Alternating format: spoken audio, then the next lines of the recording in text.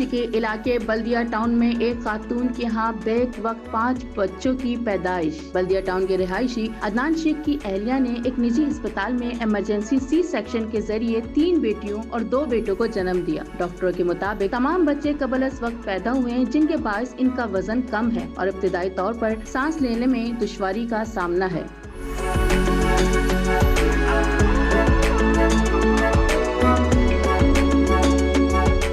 ہسپتال انتظامیہ کے مطابق 5 نوزائیدہ بچے آکسیجن سپورٹ پر ہیں اور مسلسل طبی نگرانی میں رکھے گئے ہیں۔ ان کی حالت میں بتدریج بہتری آ رہی ہے۔ بچوں کے والد عدنان شیخ نے خوشی کا اظہار کرتے ہوئے بتایا کہ ان کی شادی کو صرف 1 سال ہوا ہے اور یہ ان کے پہلے بچے ہیں۔ انہوں نے بتایا کہ وہ ایک نجی کمپنی میں ڈرائیور کی حیثیت سے کام کرتے ہیں اور اللہ کی اس عنایت پر شکر گزار ہیں۔